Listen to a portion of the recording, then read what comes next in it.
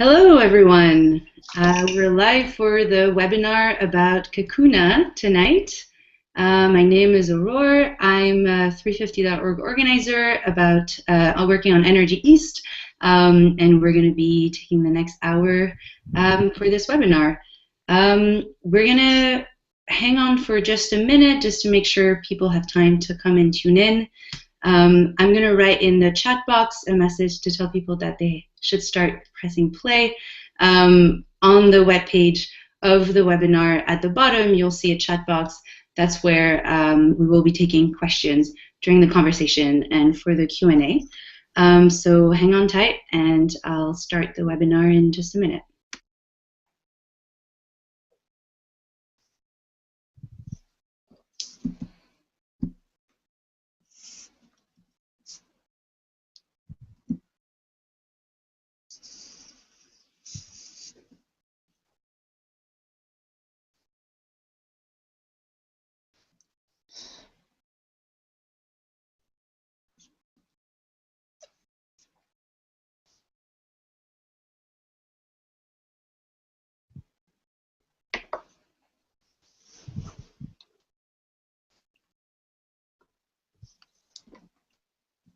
Okay, great. We're just going to wait one more minute for people to join in.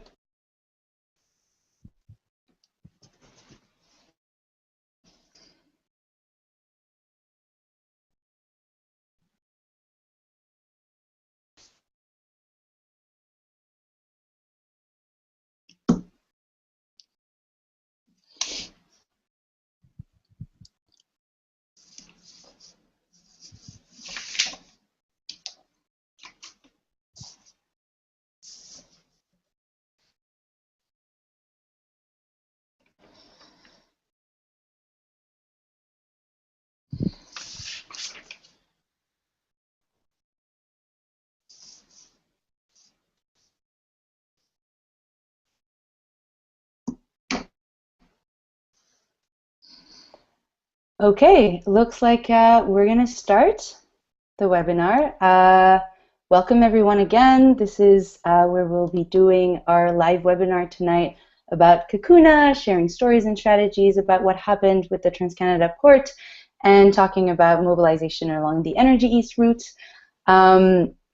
Just a reminder to everyone that under the video of the chat box, we have a chat box where you can input questions for the Q&A.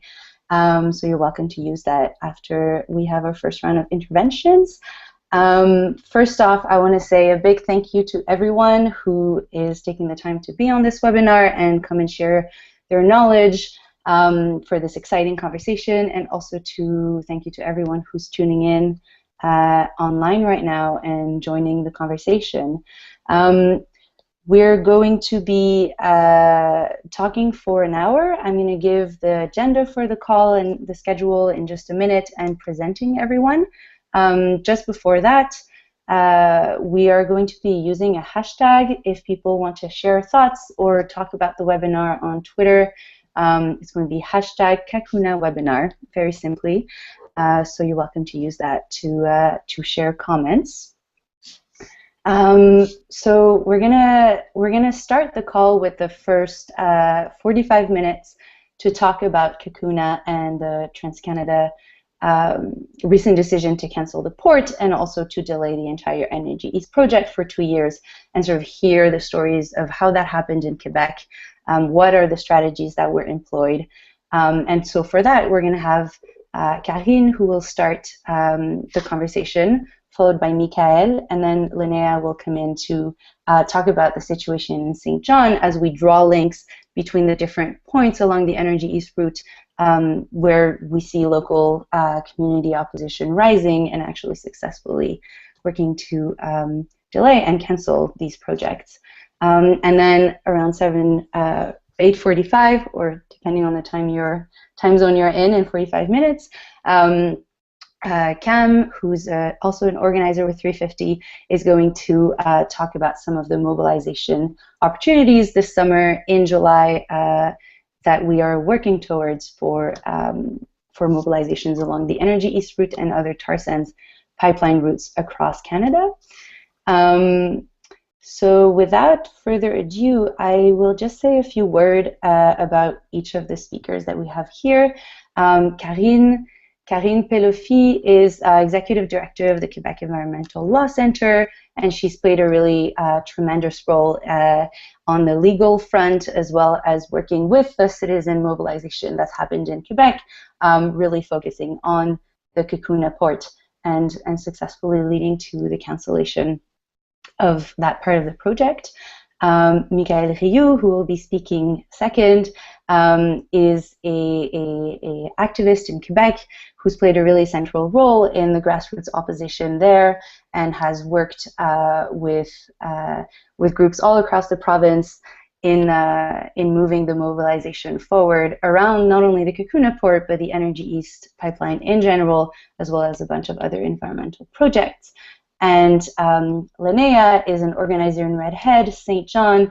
It's called the End of the Line, where TransCanada plans to have an marine export terminal from which to send tar sands bitumen for foreign markets. And she will be talking a little bit about the organizing that's happening there and some of the challenges and opportunities around St. John. And Cam Fenton is 350.org organizer with on tar sands, and again, he's going to be able to step in at the end and talk in a little bit more for a reserved section of time about how to harness the current momentum we're in and really move forward mobilization on other key points along the pipeline route. So we're going to jump into the first panelist. So again, thanks a lot to everyone for participating. And if you have any questions or comments, you can also input them in the chat box at the bottom of the webinar on the 350.org page. So Karine, I'll let you take it from there for your very short time. Thank you. Very short time to cover a year, so the reason I'll let Mikael give most of the details of what went on the citizen side of things and just try to give like a brief timeline. So it all kind of started in March of 2014 when TransCanada filed its project description, and that's kind of when we got kind of more details about what they were. And then right away, April of 2014, we were all quite surprised when we just realized that the company was already in the St. Lawrence drilling. No one really had heard about any of this, but we also learned that they had a federal permit that allowed them to do this seismic testing in the St. Lawrence, but the federal permit they got had conditions set by beluga whale scientists that said no drilling could go further after April 31st or throughout the summer all the way till October, because at that whales would, females and calves would come in the area and use the area, so it was a no-go zone. We were also quite surprised that TransCanada was proceeding to these tests without any provincial permits, because under provincial law you can't just drill in the St. Lawrence River. You actually have to ask the government for permission first. So after this first set of tests that kind of went on because it took everyone by surprise, in May 2014 we were hearing rumors that they were going to start drilling, and at that point Mikael was actually on the water paddling with his kayak checking to see if things were happening, keeping us in the loop. So a bunch of lawyers got together, and we, from the legal center I work for, the Centre Québécois du droit de l'environnement, we got together injunction to stop those works from happening, mostly alleging that the company needed to have a provincial permit in order to go forward.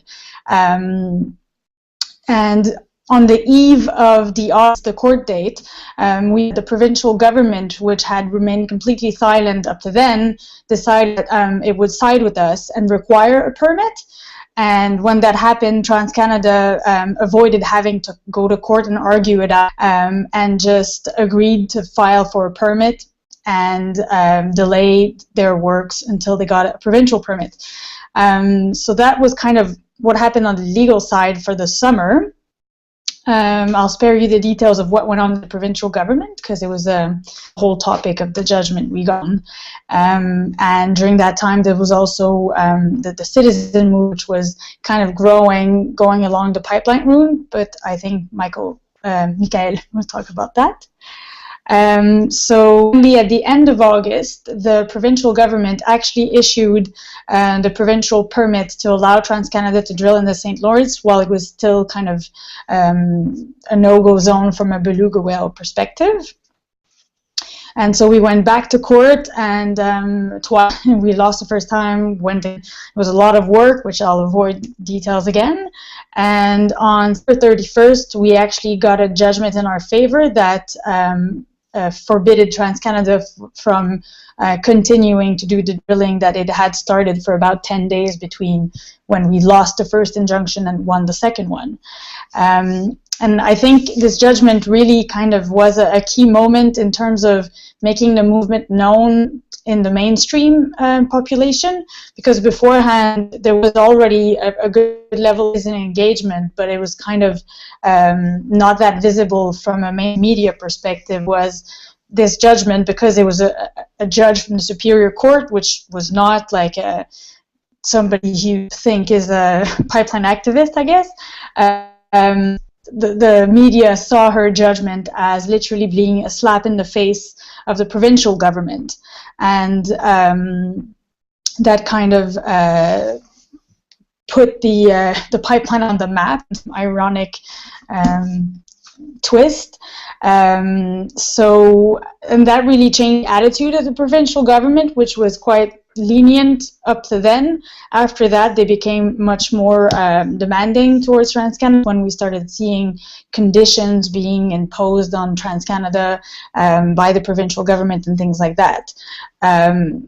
So we got the injunction, but it was only until, I think, the end of October that we got it for. And then after that, technically TransCanada could resume.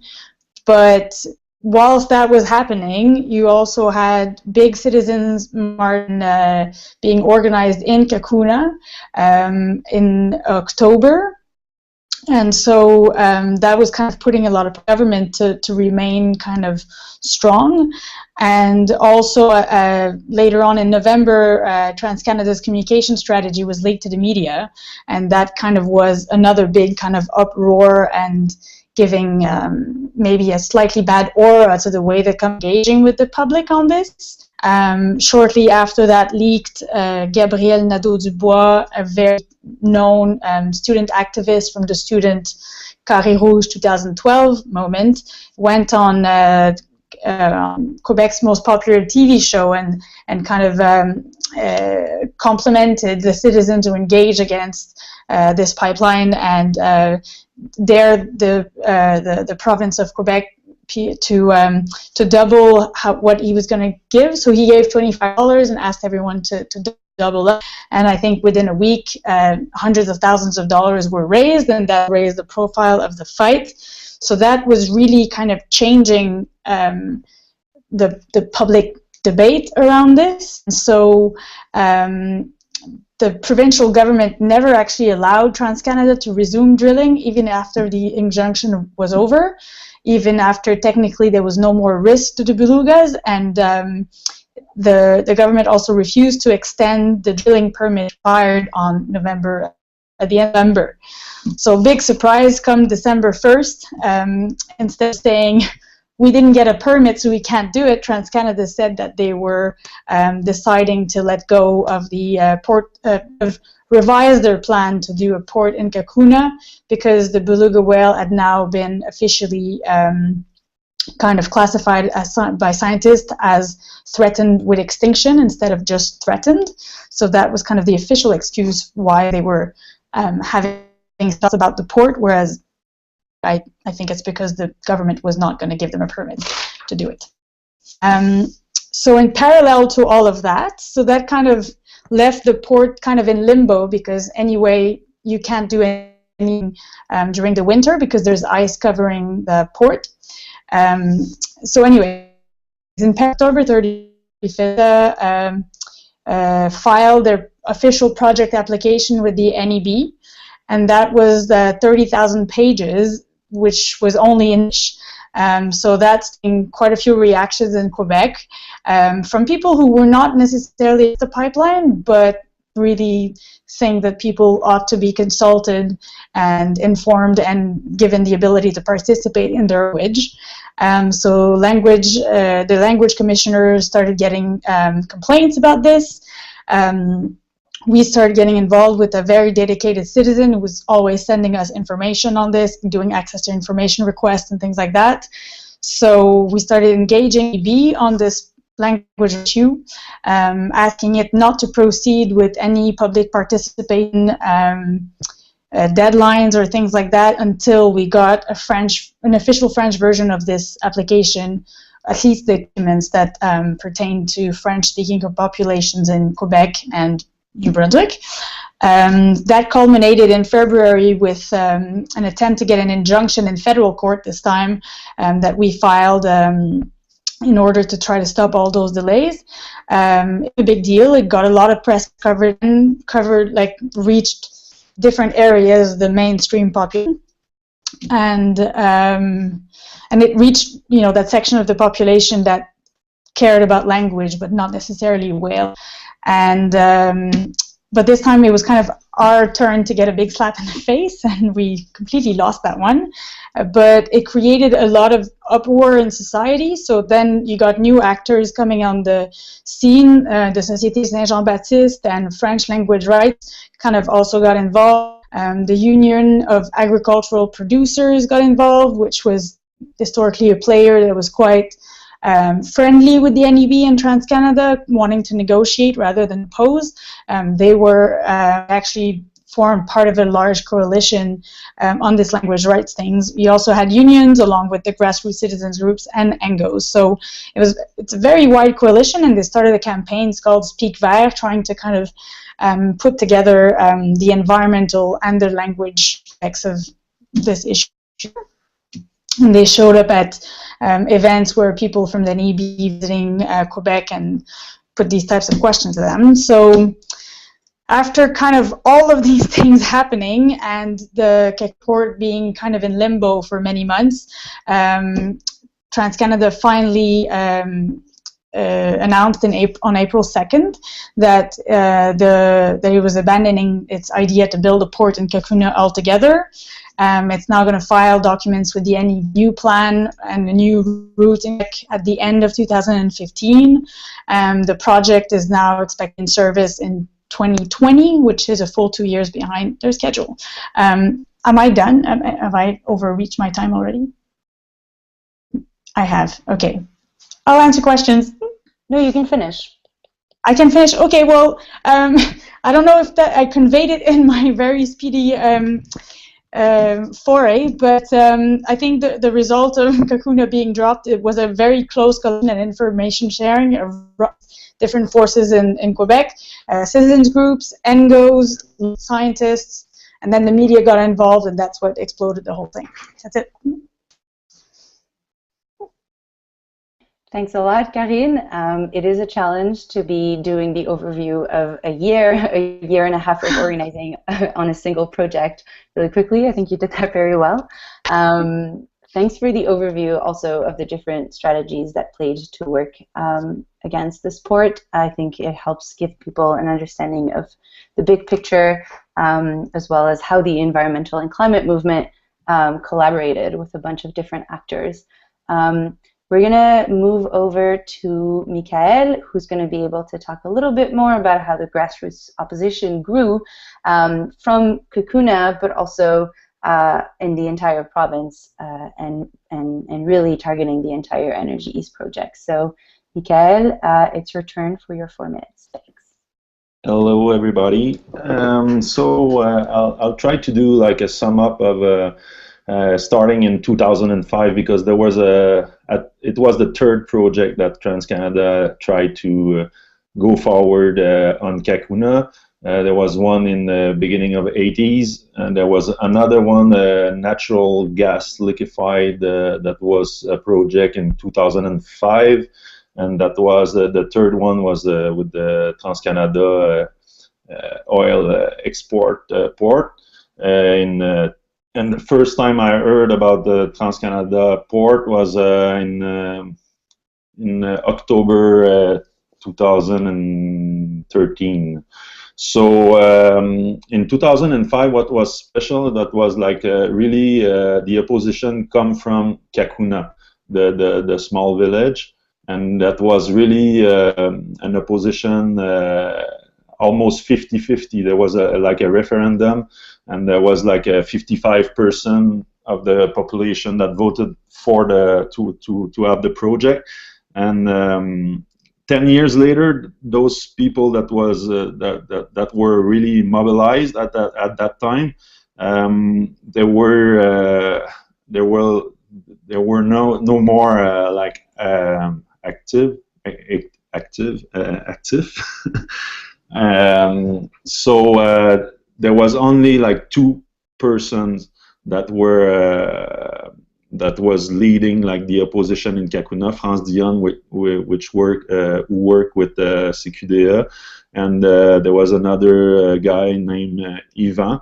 But this time the opposition come from a small grassroots movement around Cacouna, like in Rimouski, for example, in Trois-Pistoles, in Témiscouata, Kamouraska, all the other region around Cacouna really get mobilized by other grassroots movements that were already existing, like Stop Oléoduc, Non and Marée Noire. So all those little grassroots movements really jumped into the fight this time.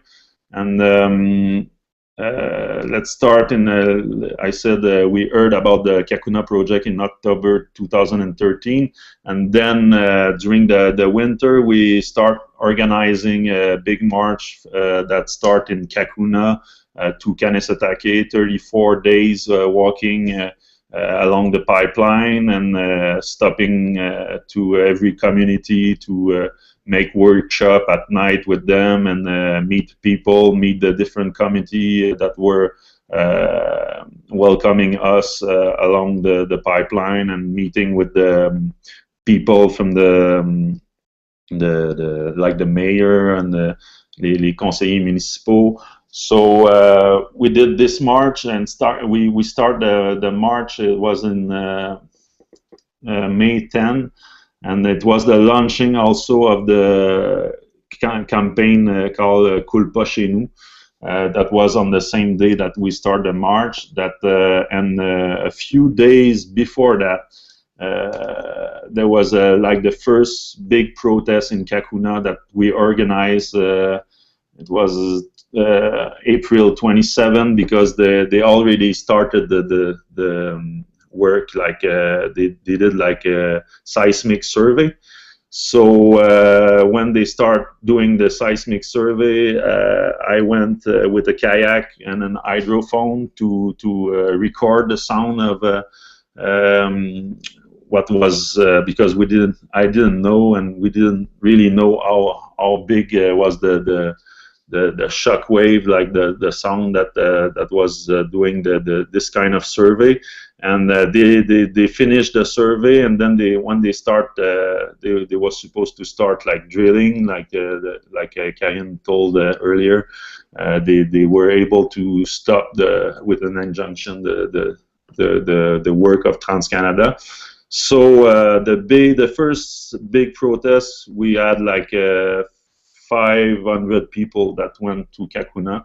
So that was really a good start for the movement. And then we did the march during the summer in May till mid-June.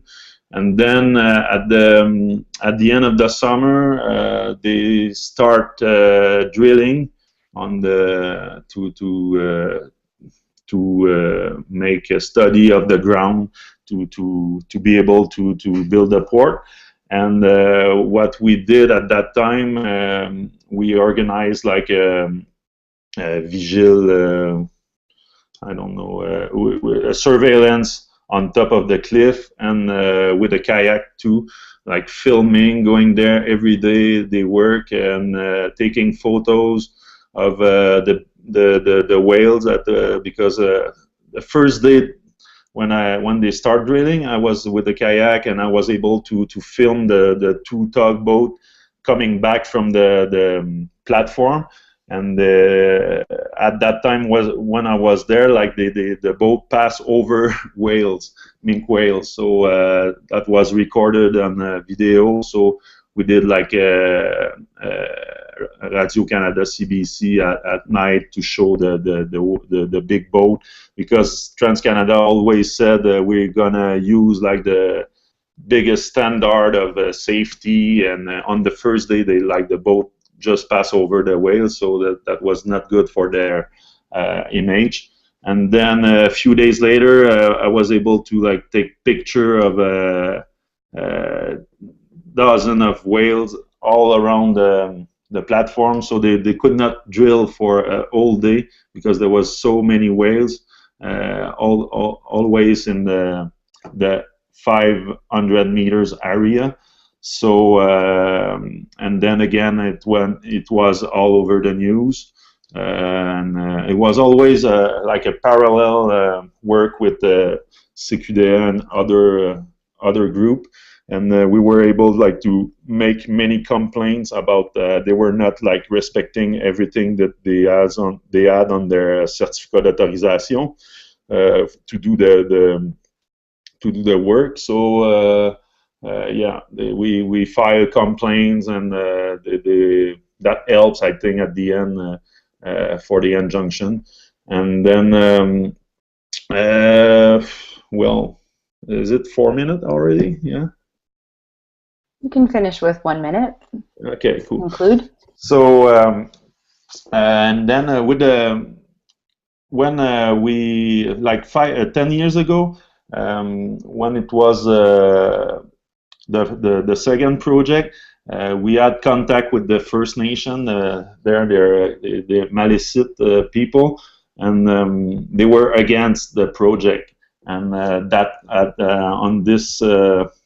on the last project, we approached Anne Archambault, who's the Grand Chef, chief of Cacouna, and on that particular project, they decided like to negotiate with TransCanada. So they have more like they took like a position like if if they accommodate us, and if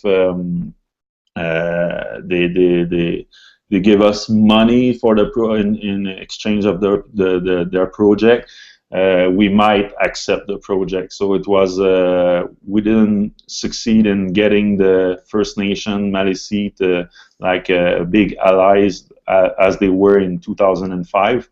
So that was a little bit disappointing at the beginning, but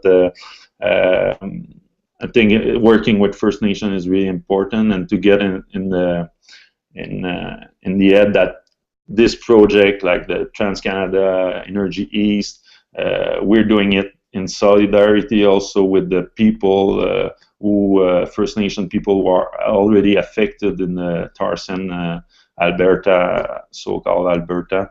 So so always keep in mind that we're working in solidarity with those First Nation. Yeah, that's about it. Thanks, Mikael, for this very good overview of the kind of citizen surveillance that happens locally in Cacouna. I think a very interesting point too is that the mobilization didn't necessarily stay in Cacouna or didn't necessarily start. So I think this really speaks to how empowering provincial collaboration can be, because from a small group of citizens in Cacouna, actually with a lot of regional work, there grew an entire network of grassroots citizens. I think also in some of our discussions, it's interesting to hear about what role the whales played in terms of really raising the profile of the Cacouna port, and also how that was an opportunity to really build some organizing power around it, but also start centering on other issues around local environmental risks and climate change. And Karine talked about language rights. So yeah, I think this gives a really interesting picture of the interplay. of how this situation evolved with the port. We're going to move over to Lynaya, who's in St. John. Just want to remind folks that we have a chat box at the bottom of the webinar webpage, so if you want to input a few questions, we can start gathering them, and then we'll do a really quick go-around of questions after Lynaya speaks. So Lynaya, you can tell us a little bit about St. John and how the Cacouna decision has sort of been a game-changing moment for you there. Hello, everyone. Basically, the story in Redhead kind of starts with me. Back in May, I attended a Trans-Canada open house, and I started asking questions to the head environmental guy, and instead of answering my questions, he gave me a pamphlet on jobs. So I kind of did my homework, and I did some research and started reading online and noticed that there is opposition to the pipeline, and there's a lot of cons to the pipeline. And basically where my home is, it's across the street from where the tank field is going to be located in St. John. I live in a community called Redhead. It's along the Bay of Fundy. It's a coastal region. In September, I attended the People's Climate March in Fredericton, and there was somebody signing up for workshops about the Energy East pipeline. So I went to that, and then after that there was a large community meeting, the largest attended meeting ever, because I was going to be there to talk about what I learned at the workshop. So I spoke there, and then from that point Maud Barlow came with her tour to St. John, and I met some people there with the Council of Canadians, and I met Maud Barlow and different people who were speakers at the tour that she did. The next day there was an open house for Trans-Canada in St. John, so I attended that and was there with the large group of activists and Council of Canadians members, and I started attending meetings for Council of Canadians, and I started doing some door-to-door in the Redhead area, and I started telling them what I was learning online, and I started reading about what was happening in Quebec, what was happening especially in Cacouna, where the other port was going to be, and things were really gearing up by October, November, and then we created a Facebook page, and people from our community started joining and learning what I had already learned. And by, I would say, probably February, March, we started to apply for the NEB, for the intervenor process, and then our community started meeting in each other's homes by that point.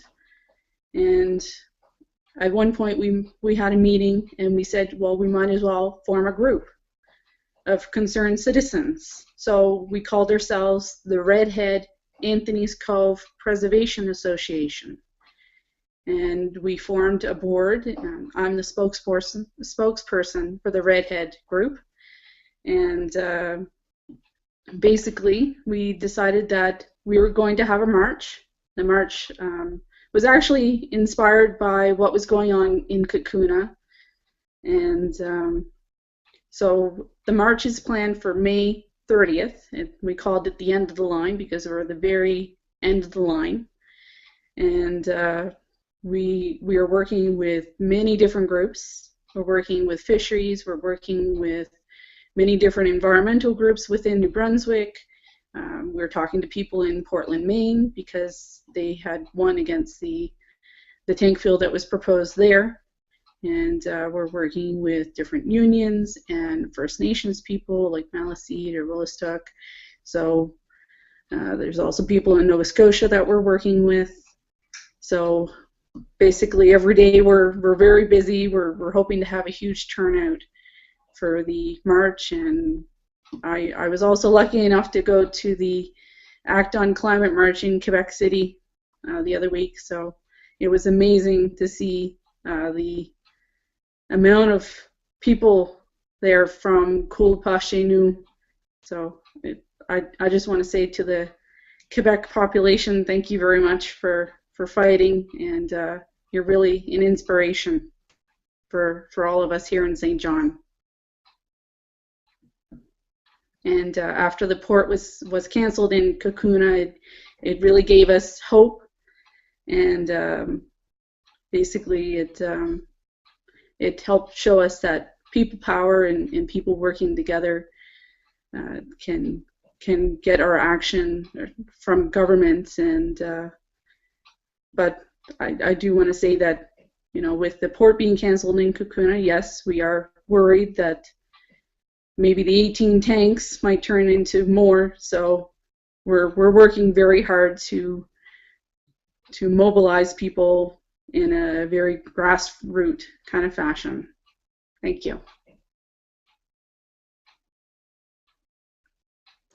Thanks, Lynaya. I would like to invite everyone to, we'll take a minute just to send questions in the Q&A, and then our team will be pulling out the first one that we'll send around to our panel.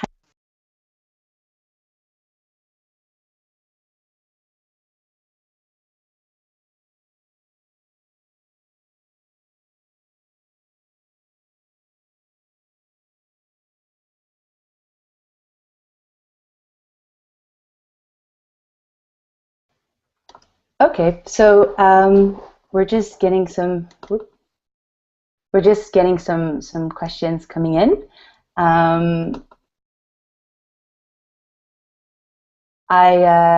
see that we have some questions. Just clarification on the injunctions around the port, and some of what are the avenues for legal strategies that invoke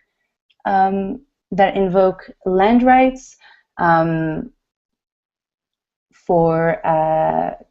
If Karine, you can speak to that. What are the strategies that can invoke land rights that we can apply in Quebec and New Brunswick, First Nations land rights? Okay, I was like, just very, very quickly, if that's something that might have been used as a strategy in Quebec. I think it will be a strategy that will be used in Quebec. I'm not on the indigenous people's rights, but there are, lawyers and communities actually working on this. For sure, I think the Cacouna case kind of gives new, stronger arguments to be made by First Nations, especially those that do not have treaties signed with us white people, and for a lot of the communities in the southern part of Quebec, they don't have treaty rights, so that might give them an argument to be. There is a question as to timing when they will raise these arguments. They might not do it that early on, and then kind of broadly speaking about legal avenues, it will be very different in every province, but definitely a commonality of strategy would be on constitutional law. I mean, the federal government and Trans-Canada are both taking the view that federal law applies and it stamps out all of provincial law, which is a very conservative view of constitutional law, and it's far from settled that that's the state of the jurisprudence, because there's a case like this one before. So the experts associated with my center have written about this issue, and we think that constitutional law is much more collaborative in our modern legal system, that provincial law applies, and the interesting thing is municipalities derive their power to act from provincial law. So if we can, if there's an avenue to be made where you want to apply provincial law, that could also give powers to municipalities to act, and citizens can, in Quebec, have very actively kind of petition their municipalities to take positions on this. So that's one avenue that could be interesting. Injunctions are always interesting, but I think we have one special advantage in Quebec. The undertakings that we have to the court if we get an injunction, are limited to $500, whereas in normal cases and in the most of the rest of Canada, it could be hundreds of thousands of dollars. So maybe not as easy and replicable a strategy as one might hope. Awesome. Thanks, Karine. I think it still helps to give people a sense of kind of the specificities that Quebec has and how that works in interplay with a lot of other mobilizing strategies to defeat the Energy East pipelines and tar sands infrastructure in general. You touched upon the question of municipalities, and I think this can be a start-off point for another question, which might be more for Mikael, but Lynaya, if you want to jump in after. How did the opportunities to build alliances and unexpected alliances present themselves? How did people build those unexpected alliances around the Cacouna port? We've mentioned linguistic rights, local tourism industry, a wide range of allies. So maybe Mikael, if you can speak to that, how did the movement kind of seize that and organize around these alliances to make them happen? Well, in the Cacouna, what was special that, as I said earlier, like in 2005, there was like a big committee of citizens from Cacouna that were really mobilized. And then 10 years later, those people were really still like burnout, like really fed up of this fight, because when you fight in a small community like Cacouna, everybody knows everybody. Your neighbor is against the project, and you are for the project. So that makes a big problem in the families, if you have a commerce, like a small business, people will boycott your business. It's really bad, like to have like this kind of fight, and especially like it's been like 3 times in Cacouna. So people will not like go forward, like publicly announce themselves. And there were like a survey made that shows like that there was like 65% of the population of Cacouna were against the project. So, but we could not mobilize people from Cacouna, which is kind of strange. But you have to look at the history also of this particular project. The alliance with the other communities around Cacouna, because if there's like an accident in Cacouna, all the shore of the St. Lawrence River will be affected. So other community really were easy to mobilize, and I think a big part of that was because of the beluga, the symbol of the beluga. That was really strong. We're in front of the Parc Saguenay-Saint-Laurent, which is known internationally for the whale watching industry, which is really big there. So when you compare 40 jobs for the port in Cacouna against like 2,000 people working for the whale industry, and it's an industry around $200 million per year in benefit for this industry. So it was kind of easy to show like to mobilize people. Like in Tadoussac, we did a rally at the end of May. We had like 1,000 people. So people were easy to mobilize, as I have never seen in my life of organizing protests and stuff like this. It was an easy job because people were, I think the beluga played a huge role, but we had an history in that region also of already mobilizing for environmental causes, like No and Marinoir. That's a group from Rimouski. There are only 2 people in that group, but have a big success mobilizing people in Rimouski and all around Bas-Saint-Laurent. So we did like also good connection between big NGOs like Greenpeace, Nature Québec, and a small grassroots movement. We worked really hard together, and it was like a good collaboration, and that was a big part of the victory, I think.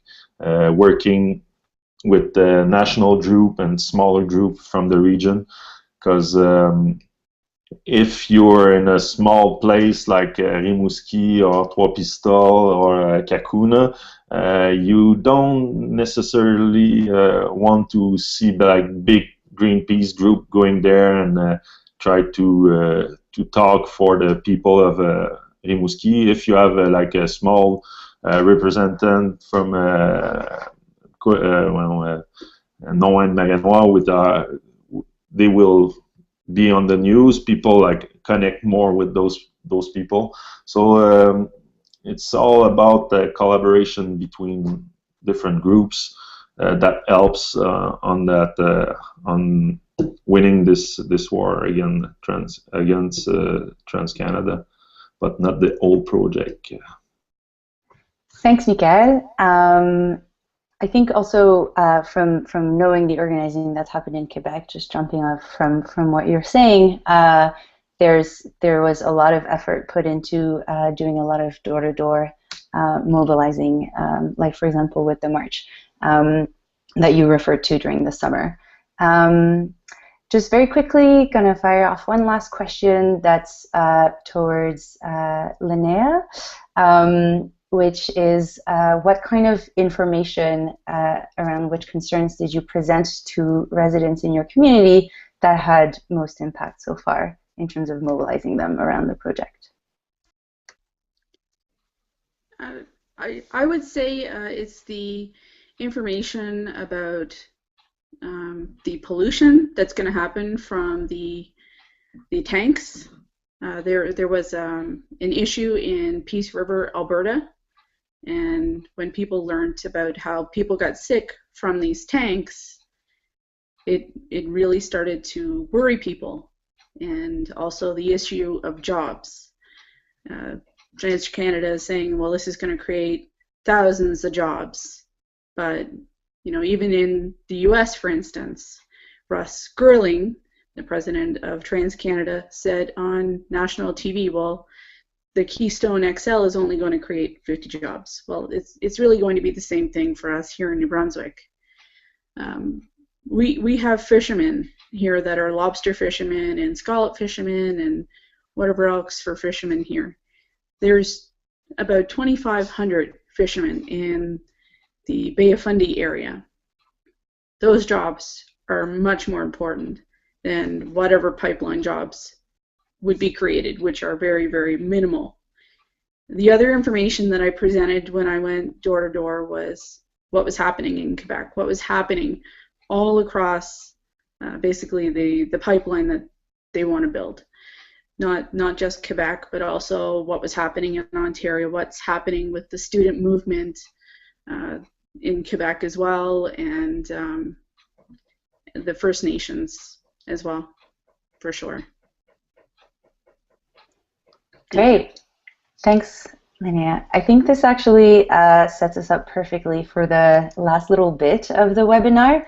I just want to say that the last thing that Lynaya mentioned is really key. I think the mobilization in Quebec is definitely going to continue, and this is not the end, and we can really make the most out of having this momentum and sort of the game-changing moment that we're in, that Cacouna, that the cancellation of the port created, and a 2-year delay to really continue the mobilization. And there's a growing discourse in Quebec of opposition to the pipeline, and a lot of it is increasingly about how we are actually needing to transition out of oil and out of fossil fuels.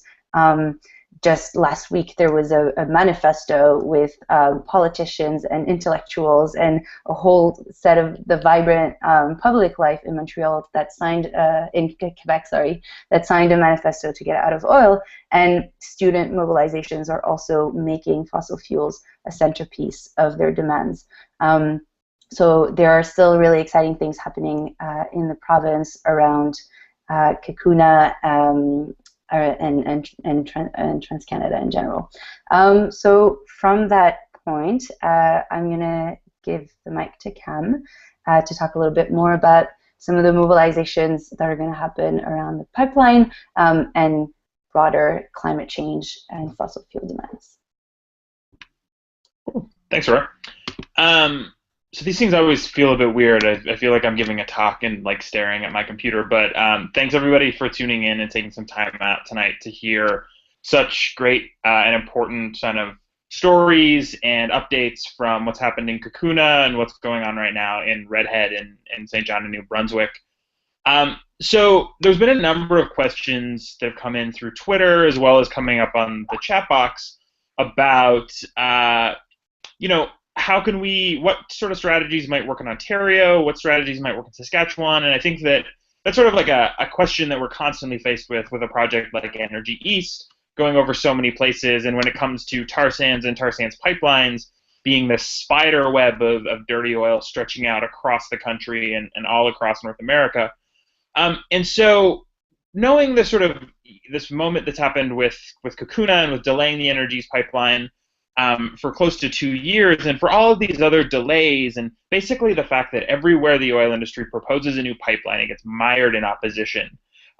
We're in a pretty powerful moment because we know, and what's been proven time and time again, and most recently in Canada with this victory in Cacouna, but also with things like the Kitimat plebiscite against Northern Gateway, with the civic resistance and the sort of massive opposition on Burnaby Mountain to the Kinder Morgan pipeline, and that continuing ongoing fight is that that when we organize, we can stop these projects, and when communities organize, they can stop them.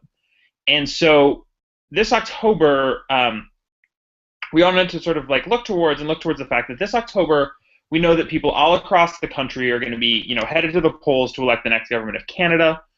We know that a few weeks after that, whoever wins that contest is going to be headed to Paris for what's being billed as the most important global climate summit since the disastrous gathering in Copenhagen.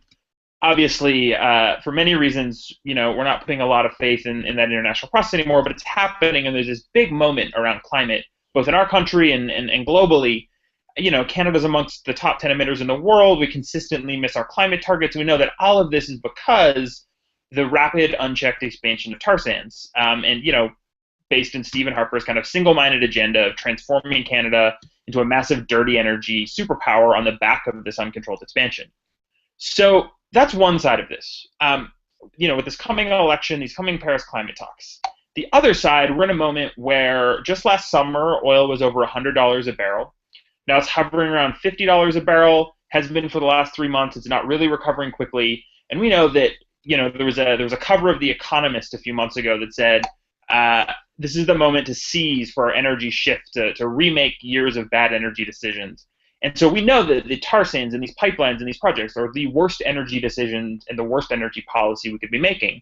So what we're looking at and sort of what we wanted to do is organize a day and a mobilization this summer, and actually multiple days, that's going to specifically try and unify this opposition to tar sands and tar sands pipelines across Canada and demand real leadership for a just transition, demand that the solutions that we know are here, from clean energy to public transit to energy efficiency to all the things we know that already exists that can take us, to the other side of this dirty energy economy to build the just transition to a new energy economy. We want to pull together our movement in a new sort of way that's never been done before, that's getting bigger, getting bolder, and showing we're ready to move past the tar sands.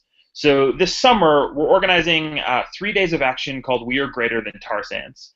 And it's really based on the theory of change that I think Cacouna represents, and I think the work that's being done in Redhead and St. John represents that when we as people, as our communities, all along the routes of these dirty energy pipelines and beyond them work together, our communities are bigger and are better than, are greater than tar sands, that we as a country are more than a single dirty energy project, and it's time for our politics and it's time for our politicians to reflect that reality.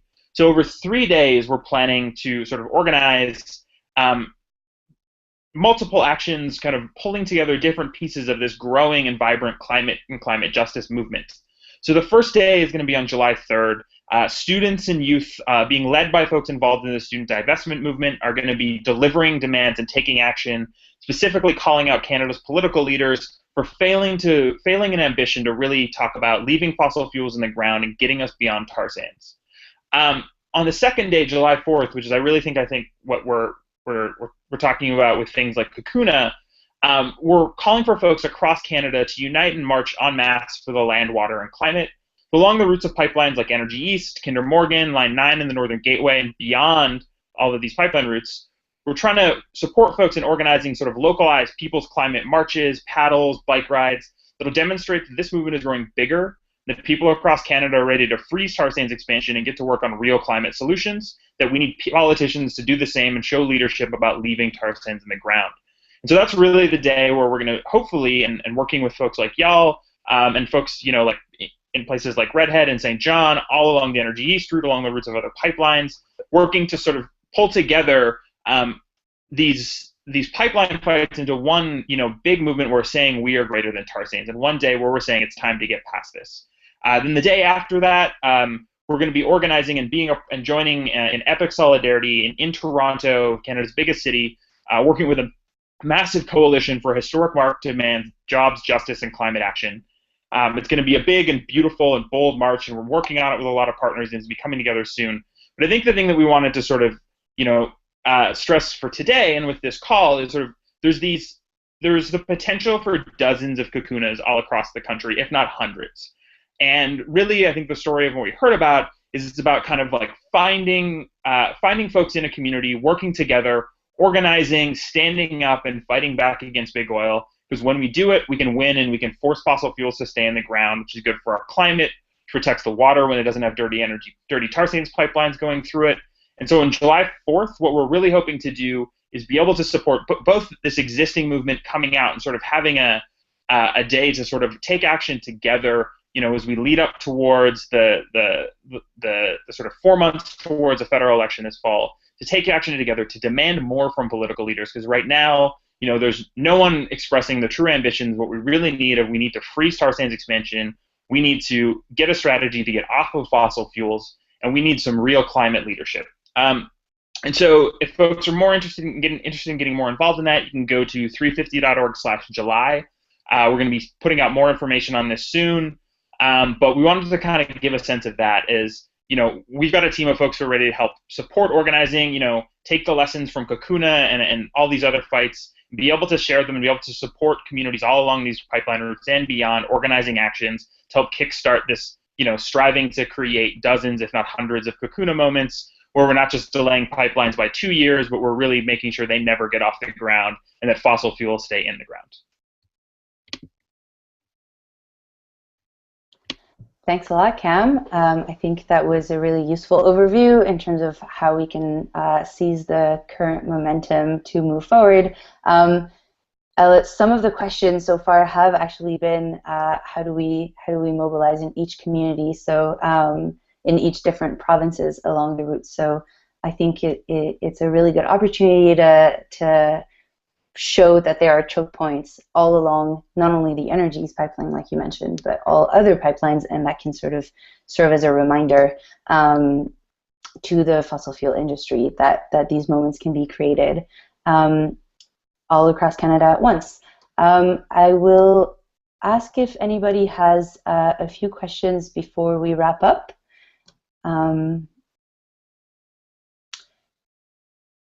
One question was, and I think this links well with the kind of organizing stories that we've heard both from Cacouna in Quebec and St. John, but what does the organizing look like between now and July if people do want to organize for this day specifically, and also kind of do the kind of mobilization that we've heard about that has worked over months in Quebec and will work in St. John as well. So Cam, if you want to speak to that, what does that look like between now and July? Yeah, so specifically, we're going to be, we've rolled out this first webpage for folks to sign up onto. We're going to be coming out with toolkits, organizing and action action planning templates, as well as a series of art support and a lot of things. Once folks sign up for an action, or if you're interested in organizing one, we're going to follow up. Aurore, myself, and others are going to be following up with you to help kind of plan the actions out week by week organizing. A lot of it will be, we'll be providing support and training and webinars like this one, or ones that are more about skills building, to help folks be able to do recruitment and build capacity and do a lot of the things that, like we heard from Karine and Mikael, that helped to build the momentum and build the capacity that made the Cacouna victory a possibility. So we're working right now with a lot of folks, gathering stories from things like that, from previous victories, like what's happened in Cacouna, as well as others. We're working with a number of other organizers and folks to sort of put together a toolkit to help folks not just organize actions on July 4th, but use the organizing towards July 4th to build power and capacity and momentum towards this idea of, creating many, many more of these delay and moments that all build up towards stopping these pipelines and leaving fossil fuels in the ground. So I guess the simple version is, if you sign up on that site, you'll get an email really soon that has links to how to sign up for an action, how to host one, and then that'll be the step to get a lot of the follow-up information, which is resources and all the other tools that we're preparing right now, and we're kind of working frantically late into the hours of the night to prepare organizing kits to help make this, a really game-changing moment.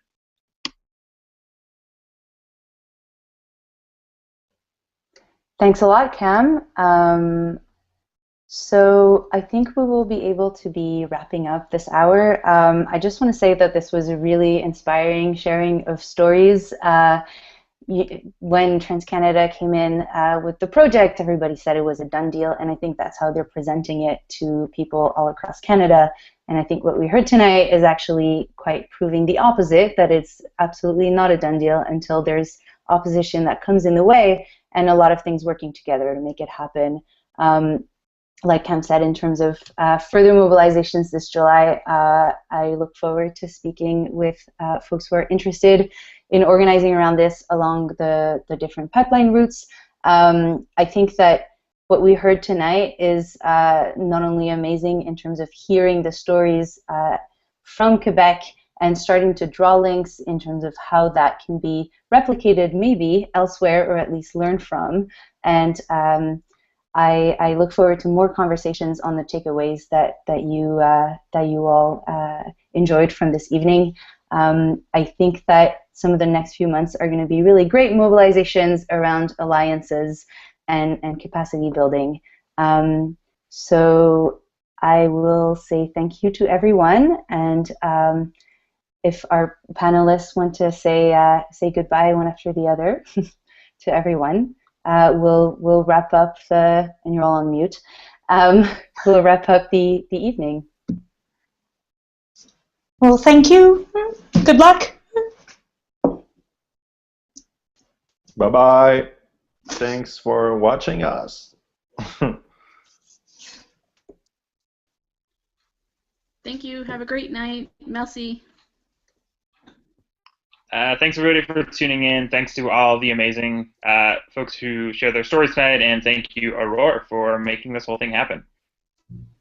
Thanks everyone, and I look forward to more comments. If you have afterthoughts, we can throw them on Twitter with the hashtag Cacouna webinar. Hopefully we all have more questions and we can be put in touch as this beautiful organizing ecosystem that we are, and we can keep learning from what's happening in different provinces as we move forward in this beautiful movement.